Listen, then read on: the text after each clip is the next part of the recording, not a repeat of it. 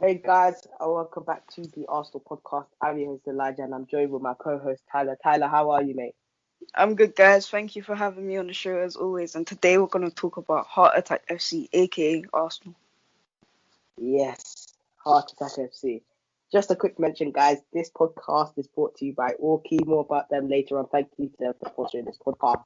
Anyways, moving on to Arsenal Football Club, aka Heart Attack FC.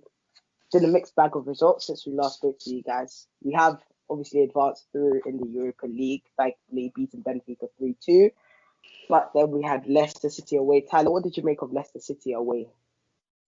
Going into that game, I thought we were going to have a hard game. We conceded early on, and then our mindset changed, and we went out, scored a couple goals, and left the King Power with the 3 points that we needed.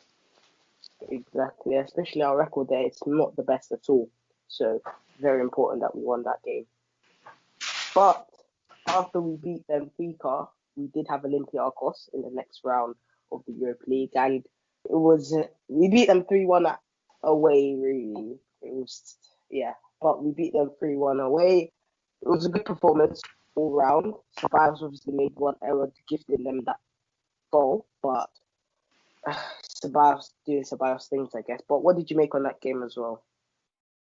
It was a good game. I guess the second game wasn't as good as we thought it would be, but sometimes we play good, sometimes we play bad.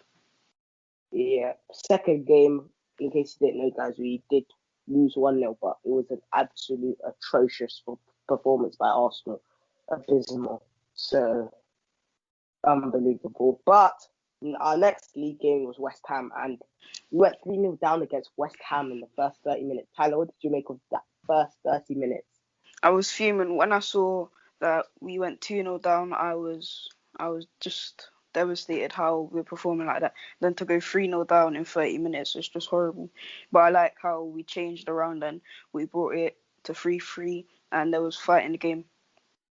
Yeah, definitely. That first 30 minutes, though, absolutely, as you said, was horrific. We just shouldn't be playing like that. It's unacceptable. But I don't know why they thought that would be okay. First goal, great strike by Lingard.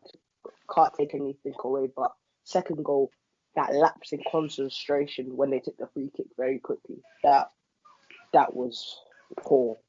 Yeah, very poor. everyone had their back towards the ball and like you should never have the back toward the ball because you never know what's going to happen. So they took advantage and scored a goal. Definitely. Do you think Leno could have saved that chance from Jared Bowen, or do you think it just came too quickly for him? I think he could have saved it because it was near post, but at the end of the day, it was the team's fault because we weren't concentrated. For sure, definitely. But, oh well, what can we do? Anyways, let's move on from the results. Again, we are still 10th. No, we are ninth, guys. We are ninth, guys, in the Premier League on 42 points. But we are 4 points away from Everton, who are in 8th. So I think even if there was this little glimmer of hope that we could have got top 4, top 6, I think that's just gone. Being honest, I think we've got to look to the Europa League to win that. But oh well, what can we do? Anyways, going on, we want to talk about Odegaard. What have you made of him really over the last couple of weeks? I've liked him. He's come into the team. He's made us a better team. He influences the play. He conducts the play in midfield, and I think he would be a great signing if we can get him. But as Real Madrid said, they're not looking to sell him. Definitely. But if we do get the option to loan him out for one more season, I think we should definitely take that with open arms. Yeah, we should. But moving on as well, Nicolas Pepe, over the last couple of weeks as well, he's been one that you could have said that's definitely improved since the Benfica game. Obviously, he scored in that Leicester game. He came off the bench in that Burnley game and really had an impact. Should have scored really, and should have had the handball given his way. But what have you made of Pepe's resurgence in form? I think his return of form has been quite good for Arsenal. If we can see him developing and building his form back, I think it would be a great signing for us. The 72 mil would be worth it. Definitely, for sure. And another player who has been under a lot of scrutiny, especially from the Arsenal fan base, is Willian. And Willian, again, just like Pepe, has really turned the corner. Leicester, again, was where, even for me, he was man of the match. He only got one assist, but he should have had two. Burnley game, he had an assist, and the Olympiacos game as well. So I think Willian's really performances have really stepped up. 4 assists in a row. So before the Tottenham game. So I think that was really impressive by Willian. What have you made of his form, considering how much he's been under pressure by the fan base? I think start of the season he was appalling and atrocious. Like, he just wasn't his normal self, but you can see how he's grown into the club and he understands what Arteta wants him to do, and he's gone and proven what he can do to the Arsenal fan base. For sure, for sure. And moving on to a little bit of transfer news. Again, we're not going to talk about this one too much, but Arteta's been linked with the Barcelona job. What do you make of this whole situation, really? Because I'm not really sure. I think Arteta, he's not just at the level yet to manage a big team like Barcelona. I know Pep Guardiola, obviously, he did the same thing coming from the B team and stuff. But I just think Arteta should probably just stay with Arsenal and develop a little bit more his coaching ability before he takes a big job like Barcelona. Yeah, I think he should stay at Arsenal because the way he's trying to develop the club, you can see us coming on. And if he goes to Barcelona, it's just going to be like a waste of time in Arsenal because we're developing a new style of play. But then a new manager's going to come in and then it's just going to go out the window. So I think he should stay, develop Arsenal, and maybe years to come he can go there because Barcelona want a Spanish manager. Exactly, and I think even if he does go to Barcelona, as you said, it should definitely be in the future, not right now. Barcelona are in a mess right now, and I don't think any manager can really succeed there. So I think it's better for him as a coach to stay here. Yeah, it is. Moving on from really talking about Barcelona links, it's still to do with Arteta, but what have you made about Arteta's cultural overhaul, as one of the journalists described it? Example, him laying down authority, like dropping ABBA in the North London derby. What have you made of his new system, sort of? I say I like it because it shows that all the players can be dropped. Like, he's our captain, he's done bad, he turned up to training late, he got dropped. So it shows that any player in the squad can do it. So he's building a system where all players are treated the same, and if you do bad, you get punished. Exactly, and I think that is really important for a manager to have his authority and lay down the laws at a football club. I think that's very important. Yeah. Anyways, moving to a little bit more deep diving into that cultural overhaul. Like I said, is one that obviously among the fan base is very divided opinion.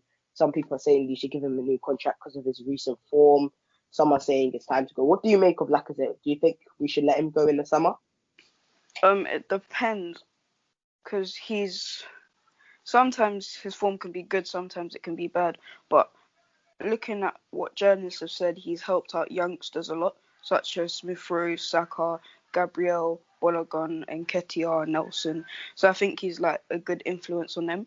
And if we can keep him around for a bit longer, I think it would be a good contract to give. Yeah, for sure, definitely. I just personally think that if we want to move in the right direction, I just feel like players like Lacazette, I think it's time they moved on. They've got interest from the likes of Valencia and Roma, which is obviously good. But I just think maybe Lacazette should try and move on, and then maybe we can get somebody a bit better. Not better in terms of what Lacazette does, because Lacazette is like that Firmino type of player with the hold-up stuff. But I just feel like more direct player, somebody like Edouard who plays for Celtic, I think that is where our priorities lay, especially if we're looking long term. Yeah, that's true. Because, yeah, Lacazette's 30 years old already, so I just think, I know we can't get rid of everybody, but if we could, maybe Lacazette. But under Arteta, our defensive record has improved, as you can see, barring a few mistakes, which is obviously out of his control. Obviously, you conceded 32 goals this season, which is all right at this point of the season. We've definitely done better than last season. So I think Arteta's definitely helped the team in that respect. But we are fifth in terms of goals conceded per match, which is at 1.1. Do you think next season, by bringing in another defender, do you think that's sort of required? I think another defender is required, such as a backup left back, because I think Kolasinac will get sold. So we need a backup left back, and our right back choices. There's a lot, but I think we might need a new one because Bellerin's not pulling weight. Callum Chambers, he's proven himself in 2 games, but we need that consistency from him. And Cedric's kind of getting a bit older. Yeah, for sure, definitely. I agree with you. If we could sign a right back, hypothetically, who would your right back be? Well, we've been linked with Lamptey, and I think that would be a good signing because him and Saka on the right-hand side, I think it would just be deadly. Definitely, for sure, the overlaps, all that, and even when Pepe comes and fills it, would be very, very good. Yeah. Obviously, we need money to afford something like Lamptey. Moving on to the owners, really. I don't know whether you heard, but Dangote has been linked with taking over Arsenal Football Club this year or next year, sort of. What do you make of that? I think that would be a good because he would be able to invest more money into the club as our owners right now. They just don't do that. So I think it would be a good sign him taking over the club. Yeah, definitely. And I think, obviously, at the beginning, I don't think we would spend too much money because of you have to pay off debts, that sort of stuff. But I think long term, it could definitely be great. But obviously, over the last couple of years, since we got rid of Wenger, the companies have started to spend. Where that money's gone in the right areas, that's debatable, such as spending nearly 80 million on Pepe. That one's debatable. But I just think that if the Conkeys are going to leave, they're obviously not going to leave on the cheap as well. That's the thing. Yeah. But I do hope that Dangote can take over the club because we need a new owner, which with a fresh mindset. Even if we don't get the money like Manchester City, we just need a fresh mindset going in to challenge like Chelsea, Man City, and etc. Yeah. So what do you think Anyways, about what do you think yeah, go about on. what do you think about Arsenal trying to offer Smith Rowe a new contract? Smith Rowe new contract. Wow. I think he definitely deserved it. He's shown that he can pull the weight of the team. Obviously, he's got that injury as well that he had, but I just think he's shown consistently that yes, he's here to stay in the football team. Yeah. I think he's proven that him and Saka and him and Odegaard can play together. Good link up play. And I think he's just come into the team and made us better. And Definitely, sure. if we extend his contract, he'll be a vital part of that team in the future. Exactly, definitely for years to come. So I'm just very excited. But if, for example, we don't sign Erdegaard, we have been linked to Nabil Fekir, who obviously plays for Real Betis, used to play for Lyon, and was close to joining Liverpool a couple of years ago. But what do you make of him, us signing him now? Because I'm not really too sure on it, but what's your opinion? He's a good talent, but I'm not too sure on signing him because he's in the later stages of his career. As the other cams we have, such as Odegaard, we can buy him out. I think it would be a better option to get Odegaard instead of Fekir because of his age. I mean, we have been linked with him for a couple of years, but I don't think it would be a good signing for Arsenal. Yeah, definitely. And he is injury prone as well. And he just hasn't looked the same since the end of the 2018 World Cup. So Yeah. I see why not many fans do want him at all. But obviously, we are linked to another player, which is Sander Berge, who plays for Sheffield United. And Sheffield United obviously are having a terrible season. They've sacked Chris Wilder and they've conceded 50 goals. So us bringing in a centre-back from Sheffield United who have conceded 50 goals, I'm not really too sure on that because they're bottom of the league. I know last season, obviously, Man City picked up Ake for 42 million. Sander Berge would cost us around 35 million. Do you think that that's worth it? I personally don't see the value, but what do you think on it? I don't see the value. Plus, we have a lot of centre backs already, so I don't think we really need them. Yeah, for sure, definitely not. One name that just keeps popping up over the last couple of days was I was actually very surprised when I saw this one, but it was Antoine Griezmann. Obviously, Barcelona are trying to get rid of a couple of players, Antoine Griezmann, Coutinho, etc. Coutinho's obviously been linked with us again, but I think now the interest is really cooled. He doesn't really want to come to Arsenal, but Griezmann supposedly rejected Arsenal to come in the summer. So what do you make of Griezmann potentially upcoming? If he can find his form back, he'll be a great signing for Arsenal. But right now his form's not there, so I'm not too keen on it, and he'll cost a lot of money. So it could be a risk investment to get him. Definitely, for sure. I just think that he's just not the same player anymore since he's left Atletico Madrid as well. Agreed. But yeah. Anyways, moving on to our future Premier League games after the international break, because that's the time we're recording this. We do have Liverpool next, which is going to be a tough game. Liverpool, obviously, not the Liverpool that we've known over the last 2 years. We did beat them last season, but that time they were already champions and stuff. But what do you think coming into this game? Saka is obviously injured, but hopefully we have him back. Odegaard is 50-50, and Willian should be back as well from his calf injury. But what do you make going into this Liverpool game in a week's time? I think going into this Liverpool game, we should be confident. Liverpool aren't at their best, and Arsenal were recently we've been finding our form. So I think we should be favourites to be winning that game. Even though they're above us, we should still be favourites to be winning. Definitely, for sure. And obviously after that, we do have the Europa League first leg game against Slavia Prague. Both games were at home against Liverpool and Prague. But obviously the Europa League is where our priorities lay, and I think that's pretty clear. But coming into this game, sort of, what do you think to expect of Slavia Prague? Obviously, they knocked out Leicester and Rangers. Have you seen too much of them, and what do you think of them this season? I've seen bits and pieces of them, but they're quite a good team, and I think we have to be on it if we want to get through to the next round. Exactly. Definitely. We If can't we take them lightly at all. if we take them how we took West Ham, I think the same would happen. We'd get destroyed 3-0 in 30 minutes again. There we go, definitely. And I think it's just very important that we don't let them score an away goal as well. Yeah. But no, coming into the season, obviously, we saw the Premier League fixtures and we were like, yeah, November, December, we're going to have a tough period, which we did in all aspects. But then, if we did want to get top four at the beginning of the season, hypothetically, we did have the easiest running of the top six clubs, as you would say, because we do, towards the end of the season, have easier teams. We only have Fulham, Everton, Newcastle, West Brom, Chelsea, Crystal Palace, and Brighton. What did you think when you saw the running that we had towards the end of the season, considering we could have got top four? I think those are the games that we need to win, and if we won those games, I think we could have got top four.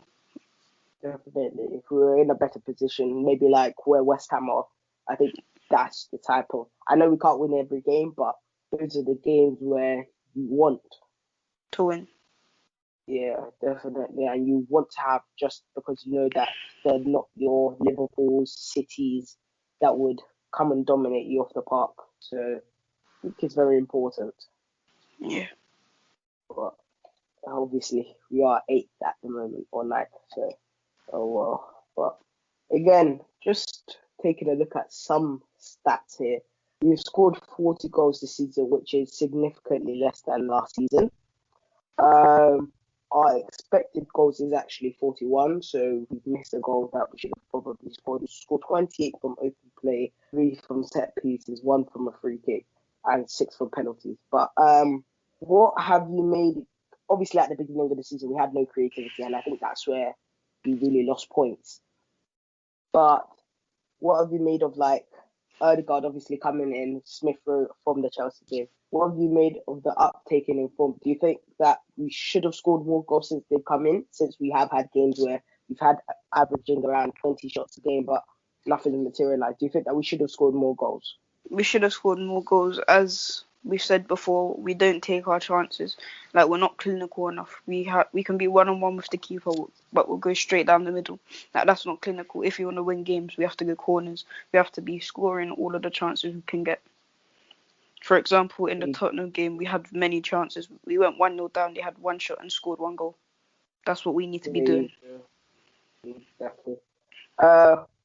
This season, obviously, as we were talking about their chances, we're actually 15th in the league for chances missed. We've missed 27 chances, which is a lot, really. But again, it's just that clinicalness that we need from next season. Yeah. But yeah, all should be well and good. Anyway, guys, just a quick mention on our sponsors for today, Orky. They are brilliant headphones and earphones companies. They make the same quality such as AirPods, but they are better and cheaper value than them. You check them out. A link will be somewhere in the description, or I'll leave it. Yeah, somewhere. Go to www.orky.com and then you should be able to pick up a nice pair of headphones. I've actually been using them. They are actually very good. Yeah. I'm using to record them now, so they are very good. Yeah, they're very good. They're comfortable and they have good sound quality. Exactly. You see me wearing them when we do sports. So yeah, they are very good. And I think if you're looking for cheaper value than something like AirPods or Samsung Galaxy Buds, do check out Orky's products. They are available on Amazon as well. So if you live abroad, so thank you to them for sponsoring this podcast. But back to Arsenal Football Club. Back to some transfer news actually, because this one was a bit surprising when I saw this one. We were linked with, oh my god, I hate it. We were linked with Erling Haaland. What do you make of this whole situation? Erling Haaland from Dortmund. What do you make of this? It would be a great signing for Arsenal, but I just don't see him coming to us. One, we won't give the money to sign him. Two, he would rather go to a bigger club than us that actually have Champions League. So I don't think it would ever happen. Exactly, definitely. Do you see him signing for a club like Man United, or not at all? It depends. If he wants to come to the Prem, I think he's going to go United, City, or Chelsea. But other than that, I don't see him signing for any other Prem team, or he might just stay at Dortmund. Definitely, for sure, and I agree with that. And Erling Haaland, what a striker. He's up there with Kylian Mbappe, best young player in the world for sure, by far. But again, we can't afford him, so I think that was definitely off the card. But there was a story that actually came out. You know how we sat, obviously, Unai Emery and stuff. Yeah. We were linked with Allegri at a time. Apparently, he turned us down because he wasn't ready to take over another managerial club, or he didn't want to take over the reins of Emery. So, if we did bring in Allegri, like, what would you have made of that? Considering he does play defensive football, it's not as defensive as somebody like Jose Mourinho, but what do you make of his style of football? His style of football, it may be defensive, but I think it's quite good because Arsenal, we need more of defensive because we can hit on the counter. So I think it would have been good for us. Definitely, but I think the board sort of, again, you can look at it from two aspects. When they signed Arteta, you could have looked at it and been like, yep, they're only doing it because it will be a lot cheaper because we had to pay Emery 10 million when we sacked him. So probably they looked at it as Arteta a cheap option if we sack him, or maybe they were looking at a long-term project. You can either take it two ways, but I think from a financial point, it would have made more sense for them to go for Arteta than approach Allegri. But but I think Arteta is doing a very, very good job. Yeah. So what do you think about Callum Chambers maybe being our starting right back and his recent form? I think that's very good. Obviously, he got an injury last season, which did sort of halt a development. But when he was playing at centre back, he was probably our best centre back. I think him moving to right back, we just saw against West Ham yesterday how great he could be. I think Arteta just needs to give him that consistency. For example, he came back from his injury and did not play for about 2 months. He was just sitting on the bench in the league. So Arteta just needs to give him the opportunities, and then you can really see Callum Chambers. But yes, our next game against Liverpool, I would love to see him starting as a right back. Him against Robertson will be interesting to see. Yeah. But again, Hector Bellerin, I think he should be sold this summer. I think it's just time to go. Where he goes, I don't know. PSG, I don't know. But I just think it's time for him to go. Agreed. But David Luiz, his contract expires in the summer. What do you do with him? Obviously, I've heard that, yes, he might become a player coach if we do offer him a new contract. which means that his game time will be limited. But what do you think of David Luiz? Do we renew it? Just let him go buy another centre back? What do you think? This one's a hard one. I think we should renew his contract because his recent form's been good, but we all know David Luiz can switch up very easily and be reckless, get red cards, poor mistakes, and all of that. So it's whether you want to take it, because right now his form's been very good and he's been one of our best centre backs. Definitely, for sure. So I think, again, I'm a little bit unsure, as you said, pointed out rightly, that he can have his moments, but overall, he has been good enough to convince me that, yes, if he wants, he can stay another season. I wouldn't be too fussed. Not like somewhere like last season. But going on to another person that we are linked with is Christopher Nkunku. I think he played for PSG before. He's obviously at Leipzig now, and we're willing to pay, I believe it's 35 to 40 million for him. He's more of an attacking mid, but he can play on the left, centre forward, the right wing, and left mid. But do you say that we approach somebody like him in the summer? It depends, because for some reason we're just mainly looking at attackers, and to some point we need defenders. All of the players we're linked with are always attackers, and sometimes we need defenders. He would be a good signing, but if we get likes of Odegaard and Edouard, I don't see us needing him. Yeah, definitely. Another player, which is probably our final link player, but I don't know, Sevilla's Jules Koundé. I know big clubs are in for him as well, the likes of Chelsea, Man United. But we saw last season the way we got Gabriel ahead of Man United and Napoli. Just has that hope that the project could be working on players. So do you think that we should approach somebody like Jules Koundé, considering it would cost us 60 million, or do we look for cheaper and younger centre back? I think cheaper and younger would be better, my personal opinion, because they can be in the future team, and we'll have them longer and we have more time to develop with them. Yeah, for sure. Because Koundé, I believe, is already 22 or 23. And obviously, we're not like last season where we need another mainstay centre back. We've got Pablo Mari, we've got Gabriel, we've got Callum Chambers who could play there if he wanted to. So we're not short on centre backs. Even we've got, I think, some coming back on loan like Dinos Mavropanos, which I think seeing him in the Bundesliga, which I have watched a couple of games with him, he's looked very solid at the back. Yeah. Also, Koundé is a good centre back, but I just don't see us getting him over likes of Man United. Yeah, for sure. And I think that, especially with us, I think we should have learned our lesson that when you spend a good proportion of money on a player, it might not work out. There's good chances that it might not work out. Yeah. So I think we've seen by Pepe, and I think people like Man United, I think some of their fans have seen they spent 80 million on Maguire. Lukaku just hasn't all materialized. Bruno's obviously been exceptional, but I think they've seen that spending big doesn't mean big reward. Same with Chelsea as well. Yeah. But anyways, last player that we are actually going to talk about before we wrap up the podcast for today is Rob Holding. Obviously, Rob Holding, I think he got suspended, or no, he had a little injury, but he has not played in the last 7 league games, which is actually very, very shocking. Yeah, I think he was one of our best centre backs when he was playing, and all of a sudden he's just not playing. I don't know whether it's after his injury is not as good, or he might have fallen out with the manager or the coaches. We just don't know what it is. But seeing him not in the squad, not starting, I think it's kind of disappointing. Yeah. Oh, last player is Martinelli. I don't know, I don't know if he's got an injury, I don't know, but he just hasn't been able to get the game time required.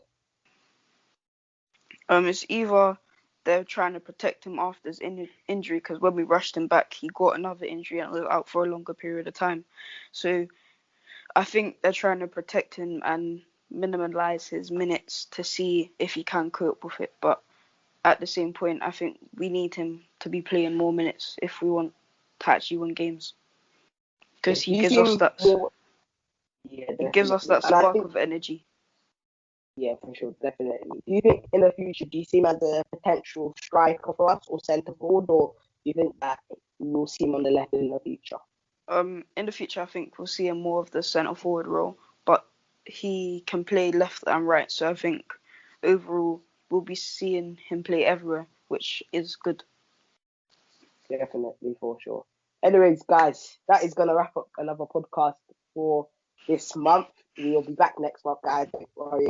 A big thank you to Orky for sponsoring this podcast. I will find a way to leave a link or something like that in the bio of the podcast. Again, don't forget www.orky.com or go to amazon.com and type Orky, Aukey. Yeah, thank you to my co-host Tyler for coming on. Thank you, man. Really appreciated. You're welcome. Thank you guys for listening and tuning in. Don't forget to tune into next month as well. Exactly. Thank you. See you guys soon. Take care. Bye. Bye.